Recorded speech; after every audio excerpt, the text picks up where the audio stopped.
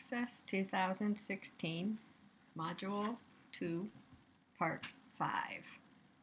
In this section, we will be importing data into a table from a text file. So let's go ahead and get started.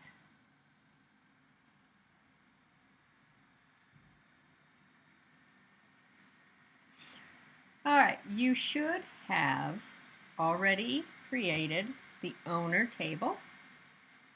In the last segment, we imported this table design from an access table, and then we also modified it, so you should have completed those steps.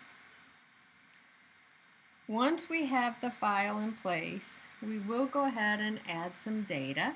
And like I said before, I think the reason they do it this way on our assignments is not because it's required to type data into the table before you can import into it, but it is a good way for us to check and make sure that our table is set up correctly. So our first field is the owner ID, so that's going to be 2310. We're going to add this record to have your first name and your last name, so go ahead and type those. And then you can type in any phone number that you want, or you can use the information in the text, which is on page AC 94.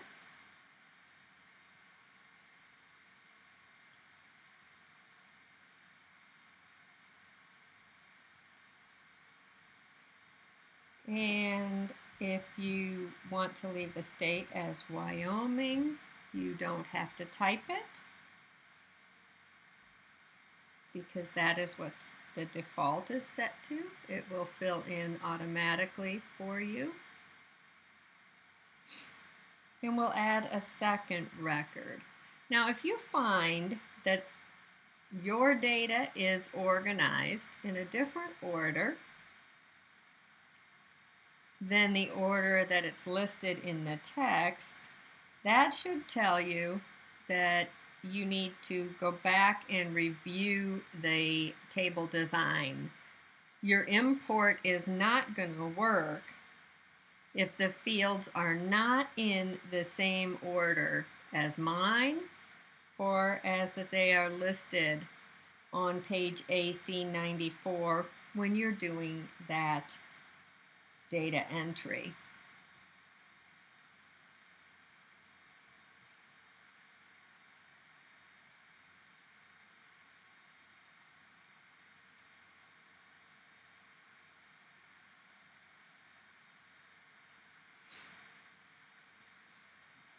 Now we might want to resize some of our fields.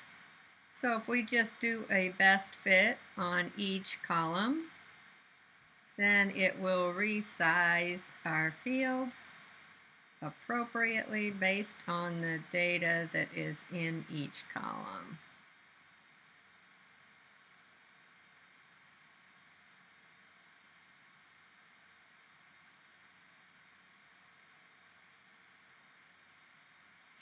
I'm going to go ahead and save the changes. That, remember, is not saving the data, but it is saving the changes in the column width. I'll go ahead and save. And then I'm going to close the table. The next thing I want to do is I want to actually do the import. So again, that's going to be found on our External Data tab. We're importing from a text file. So you're going to go in the import group and you're going to choose text file. Now again, we have to browse to our file, and you're going to find this under the Q drive files that you downloaded. It would be under the Access 1 module folder. You're going to see owner.txt. So go ahead and choose that. and say open.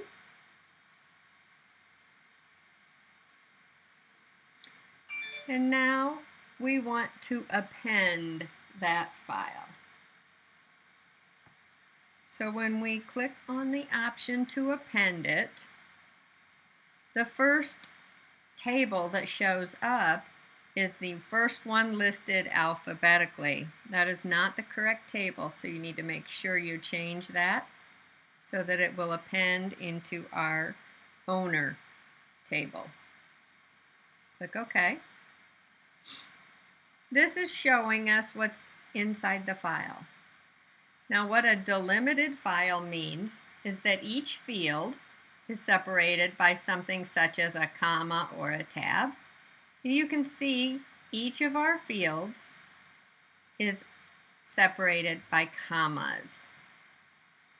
Now, each of our field is also enclosed in quotes, so that if there happened to be a comma inside one of the fields, you would know that the quotes were enclosing the data in the field, and that wasn't supposed to be separating it.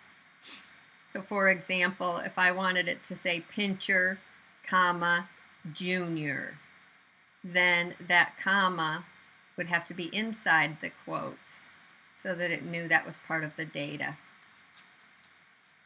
A fixed width column or type would mean that the first 4 digits would always be the owner ID. And then maybe the next 25 characters would always be the first name. So if the first name was only 5 characters long, you would then have 20 spaces before the next field started. The last name would always start at the same point and be maybe 35 digits long, or however long each field was. So you'd have a lot of blanks separating each of the fields, and the fields would all begin in the same character position. So Access has determined that this is a delimited file, and that is correct. So we're going to go ahead and say next.